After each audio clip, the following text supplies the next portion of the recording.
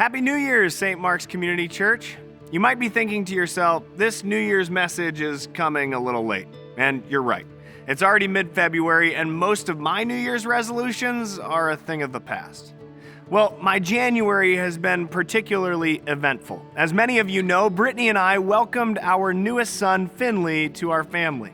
So thank you for your grace as we have taken time to get to know this little one and prepare him for the journey God is leading him on.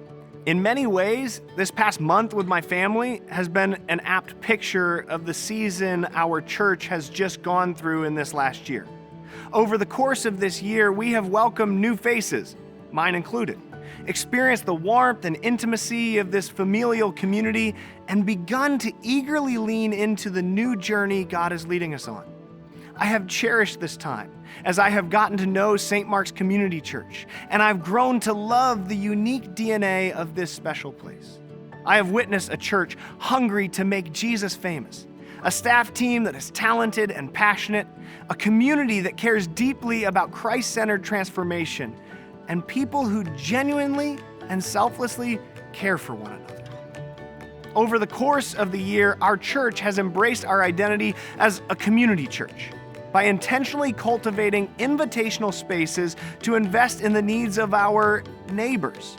We hosted a touch-a-truck and a live nativity where thousands of families from the surrounding area were introduced to the ministries of St. Mark's Community Church and enjoyed an afternoon of family, fellowship, and fun.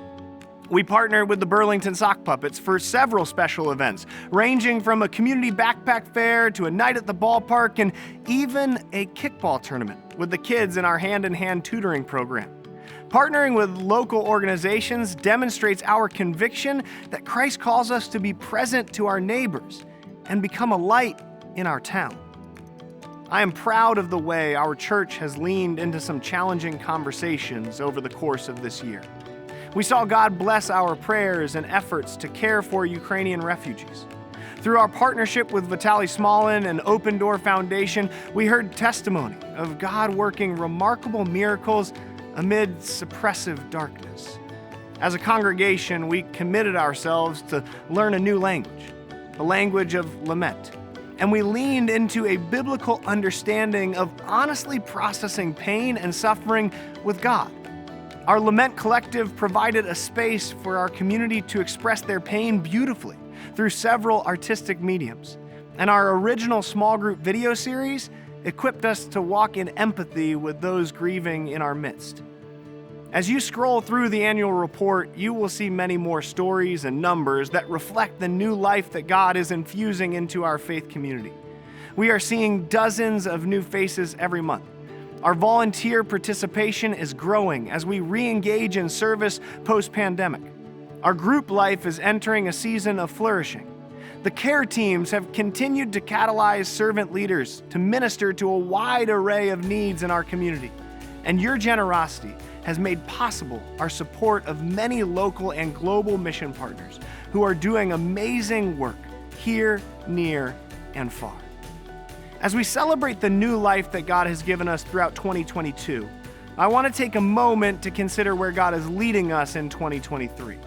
Throughout the New Testament, we see God calling his people into a radical mission, an invitation to humbly lay down our lives for others and lift our eyes to Jesus Christ and the kingdom that he is building right here in our midst. When we gather as a group of people who are selflessly pursuing Jesus, he calls us his church. You see, the church is not a place that we go. It's not a theological entity, and it's not a Sunday morning worship service. Instead, it is a group of people that have surrendered their will and embraced his. Over the course of this year, we are going to ask ourselves, what does it look like to break free of our comfortable rhythms? To cultivate habits that invite the Holy Spirit, and to develop tools that equip us for the journey with Christ.